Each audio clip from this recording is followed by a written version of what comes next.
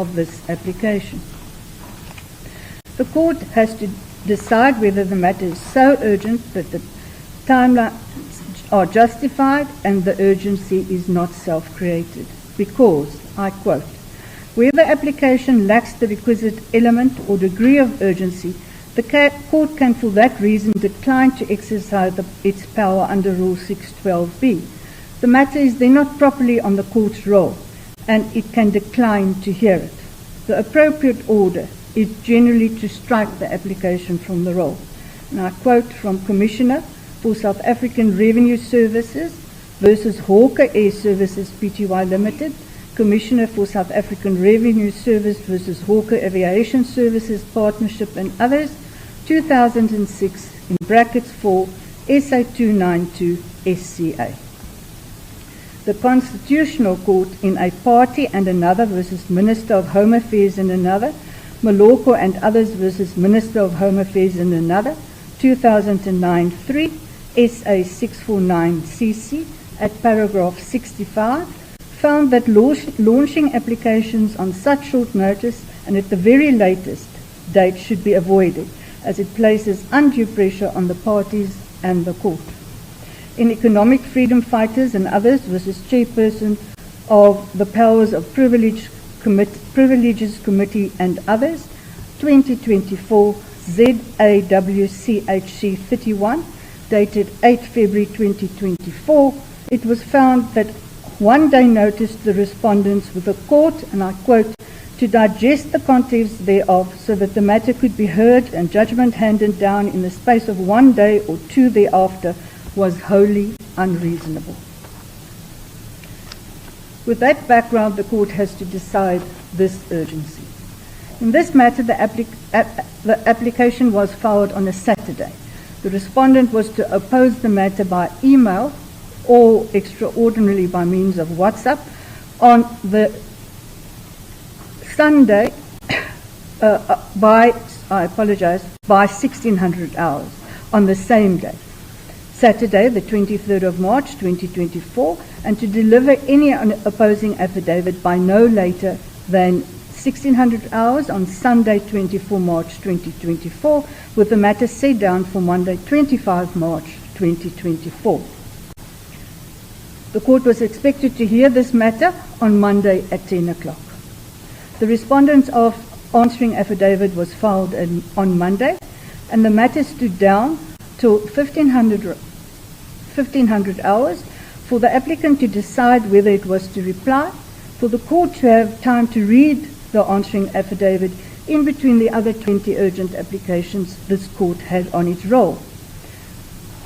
The court managed to read the answering affidavit and entertain the matter at 1500 hours. The applicant had decided not to file a reply.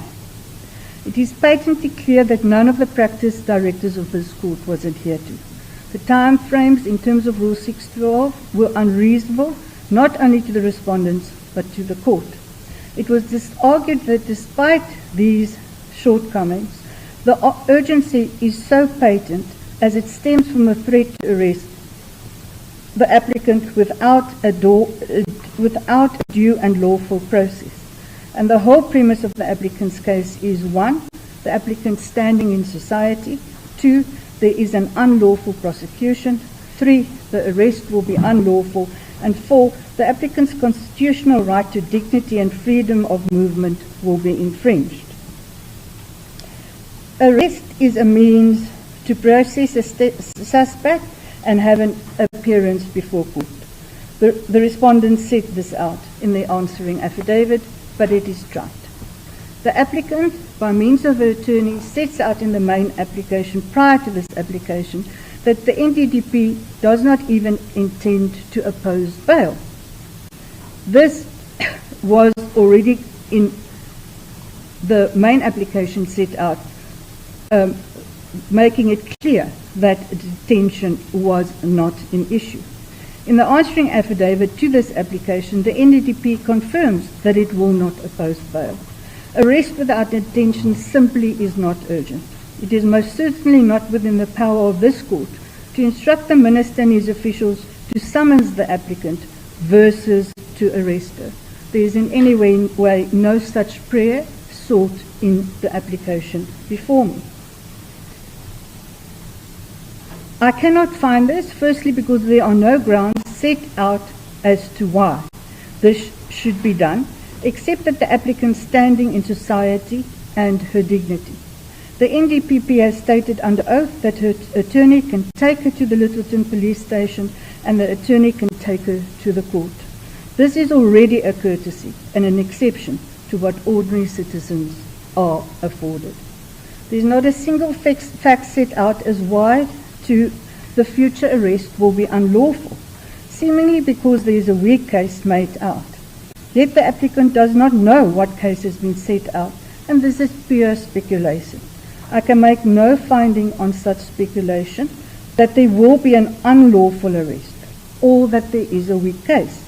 These facts cannot underpin urgency. The respondents argued that it would not be competent for this court to interdict an arrest. I am in full agreement with this submission. Not on the facts presented, but more importantly, a court has to take cognizance of the fact that if the court grants such an order, the floodgates will be opened. Every suspect will be in a position to approach a court on an urgent basis, setting out on speculation that there is a weak case against it and interdict an arrest. Any suspect would merely have to set out in a founding affidavit that arrest in future will be unlawful.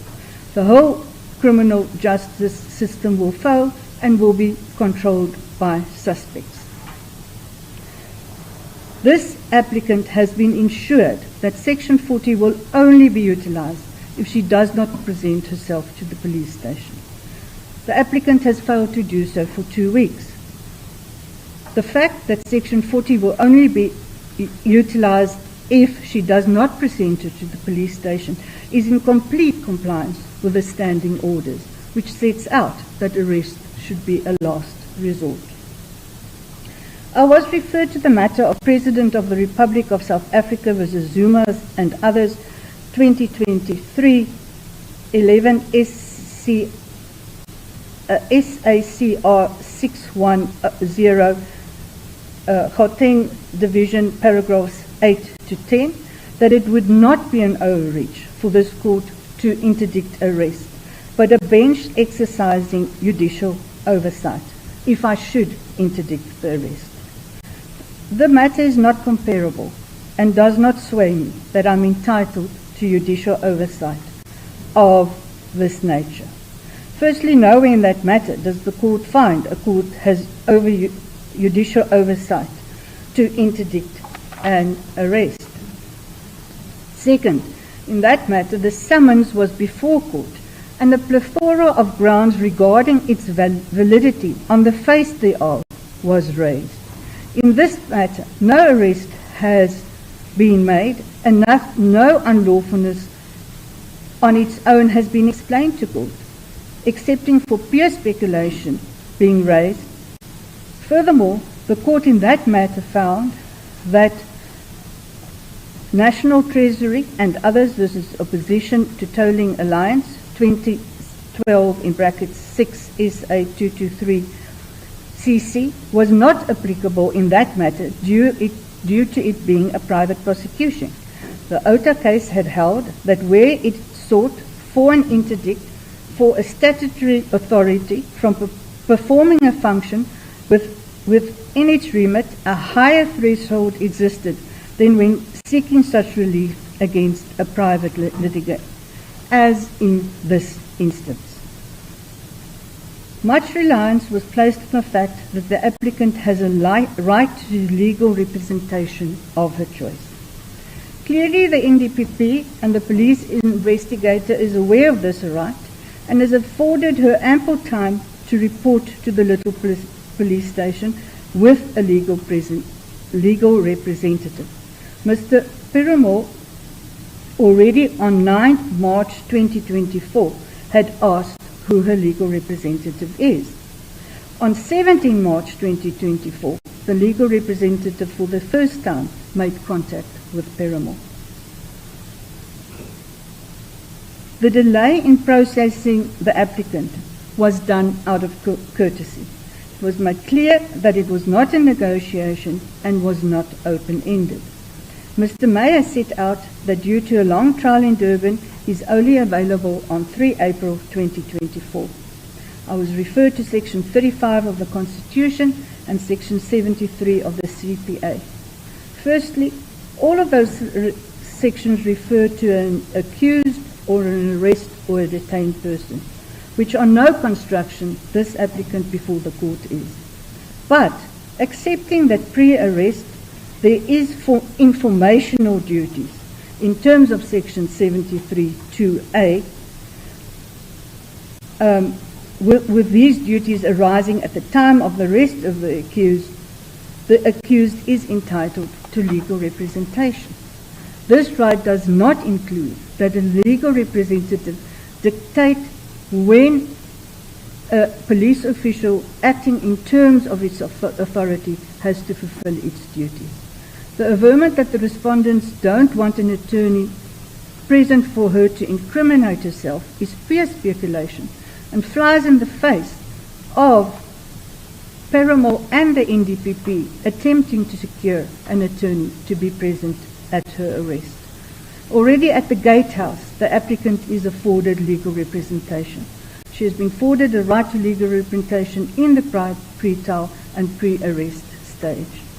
A court cannot interdict to prevent statutory authorities to comply with their statutory duties. And it is not as if the state representatives have been not lenient and has let 2 weeks go by.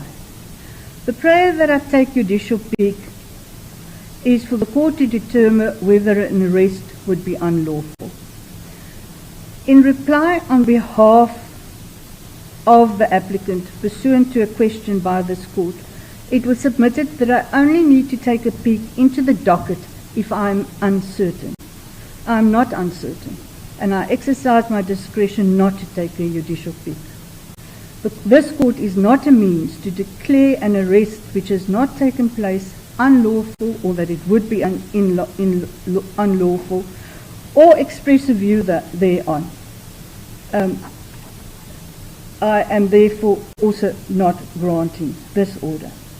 Although I do not address all the issues raised, it does not mean I did not consider it. No remedy is pertaining to the search and seizure. The respondents deny the media leaks emanate from their officers or agents, but in any event, no remedy is sought pertaining to any leaks. In the applicant's affidavit, there are a variety of emotive garnishing, on which a court unfortunately cannot take cognizance and make factual decisions on that.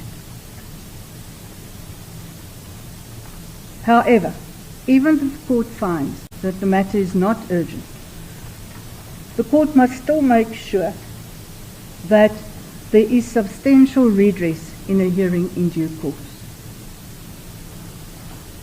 Not in the founding affidavit of this application or in the main application is any fact set out.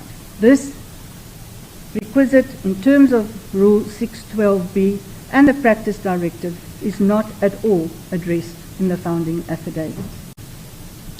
But even if I consider it, despite the applicant setting out any of these facts before me, even if I should consider it, then also pursuant to a question by this court, whether this court would not be deciding already the matter as it seeks the same relief pertaining to arrest in the main application, counsel for the applicant strongly argued that that court would make a final ruling as this is just an interdict.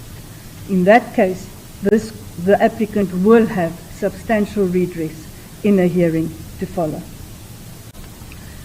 As for the cost must follow the result. Both parties asked for cost, including the costs of two counsel. Accordingly, the application is struck from the roll, the applicant is to pay the costs, including the costs of due counsel.